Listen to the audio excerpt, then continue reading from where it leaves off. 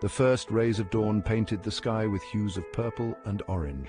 Mist rose from the lush, verdant valleys, shrouding towering ferns and gigantic trees. The air was alive with the sounds of life, the chirping of insects, the calls of strange birds. But above it all, a low rumble echoed through the stillness. This was a land ruled by giants, creatures of immense power and majesty.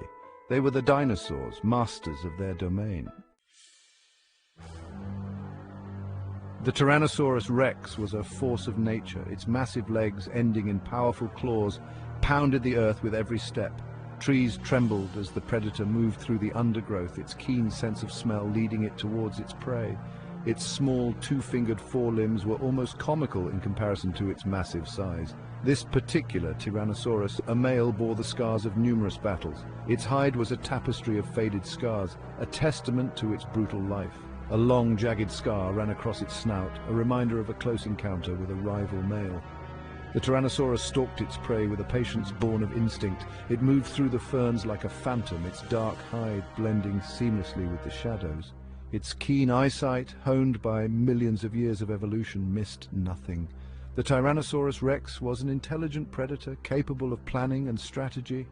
It would use its knowledge of the terrain, its superior strength, and its terrifying speed to its advantage. The Triceratops were not defenseless. Their massive bodies, weighing several tons, were formidable weapons in their own right. Their bony frills, which extended from their skulls like shields, were edged with sharp spikes. Their horns, too long and sharp above the eyes and a shorter one on the nose, were capable of inflicting grievous wounds. The herd matriarch, sensing the approaching danger, let out a low bellow, a warning to her kin. The other Triceratops responded in kind, forming a protective circle around their young. They lowered their heads, presenting a wall of horns to their attacker. These were not solitary creatures, but social animals, bound by instinct and necessity. They relied on their collective strength to deter predators, their unity their greatest defense. The matriarch, the most experienced of the group, would lead the defense. The ground trembled as the Tyrannosaurus rex finally emerged from the tree line. The Tyrannosaurus rex charged, its thunderous roar shaking the earth. It slammed into the Triceratops herd with the force of a runaway train. Horns clashed against teeth, bone against bone, in a primal struggle for survival. The ground shook under the impact, the air thick with the smell of musk and blood. The Triceratops fought back with the ferocity of the hunted. They swung their massive heads, their horns finding purchase in the flanks of the predator. The Tyrannosaurus rex, however, was a seasoned killer. It dodged the matriarch's charge with surprising agility, its massive jaws snapping shut just inches from her flank. The battle raged across the clearing, a whirlwind of dust, blood, and fury. The Tyrannosaurus rex, its jaws stained crimson, focused its attention on a young Triceratops that had become separated from the herd. The youngster, its eyes wide with terror, tried to rejoin its kin, but the predator was too quick. It lunged, its jaws snapping shut around the young dinosaur's neck. The matriarch, seeing her offspring in danger, charged with a roar of fury. She slammed into the Tyrannosaurus's flank with all her might, her horns driving deep into the predator's flesh. The Tyrannosaurus roared in pain, releasing its grip on the young Triceratops. The herd rallied around their matriarch, forming a protective circle around her and the injured youngster. The Tyrannosaurus rex, wounded but not defeated, circled the herd, its breath-forming clouds in the cool morning air. The battle had reached a stalemate. As the standoff continued, a new player entered the fray. A Stegosaurus, its back adorned with massive bony plates, lumbered into the clearing. It was a herbivore, but a formidable one, capable of defending itself with its powerful tail tipped with 4 sharp spikes. The Stegosaurus, drawn by the sounds of battle, was not directly involved in the conflict, but its presence and the implicit threat it posed added a new layer of complexity to the standoff. The Tyrannosaurus rex, already wounded and facing a determined foe in the Triceratops, was wary of engaging another potential enemy. The Stegosaurus, for its part, seemed content to observe the conflict from a safe distance.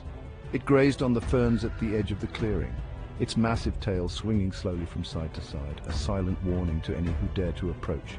The standoff continued for what seemed like an eternity. As the sun climbed higher in the sky, a new threat emerged from the shadows of the forest. A pack of raptors, small but deadly predators, darted into the clearing, their eyes fixed on the wounded Tyrannosaurus rex. They were drawn by the scent of blood, their instincts honed for scavenging and opportunistic kills. The raptors were swift and agile, their movements like quicksilver. They darted around the fringes of the battle, their sharp claws flashing, their bird-like chirps echoing through the clearing. They were a pack, working in unison, their movements coordinated, their attacks relentless. The Tyrannosaurus rex, its attention divided, found itself facing enemies on two fronts. The Triceratops, sensing an opportunity, renewed their assault, their horns finding purchase in the predator's flanks. The raptors, emboldened by the Tyrannosaurus's weakened state, darted in and out, their sharp teeth tearing at its legs, their claws raking its hide. The battle raged on, a chaotic whirlwind of claws, teeth, and fury, but the outcome was inevitable. The Tyrannosaurus rex, weakened by blood loss and exhaustion, finally succumbed to its injuries. It collapsed to the ground with an earth-shuddering thud, its massive chest heaving, its eyes slowly glazing over. The victors, a coalition of herbivores and opportunistic scavengers, did not linger to savor their victory. The Triceratops, their matriarch leading the way, herded their young away from the fallen giant. The Stegosaurus, its role in the conflict played, lumbered off into the forest. The raptors, ever the opportunists, descended upon the carcass of the Tyrannosaurus rex. They would feast on the fallen king, their own survival ensured by its demise. The circle of life, brutal and unforgiving, continued. The battle between the Tyrannosaurus rex and the Triceratops was not an isolated event. It was but one act in the eternal drama of life and death that played out across the prehistoric world. Every day, herbivores grazed under the watchful eyes of predators, their lives hanging in the balance. Every day, carnivores stalked their prey, their survival dependent on their ability to kill. This was the dance of life and death, a delicate balance that had existed for millions of years. It was a world of constant struggle, where only the strongest, the fastest, the most adaptable survived. The dinosaurs, for all their size and power, were not immune to the forces of nature. They lived, they hunted, they reproduced, and they died, all according to the dictates of their environment. The dinosaurs, those magnificent creatures that once ruled the earth, are long gone.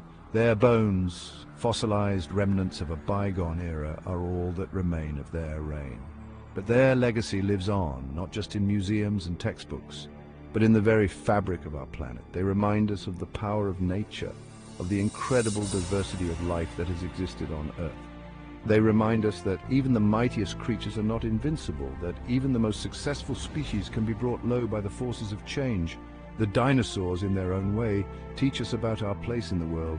They remind us that we are but one species among many, that our time on this planet is finite. They challenge us to imagine a world vastly different from our own, a world ruled by creatures both terrifying and magnificent.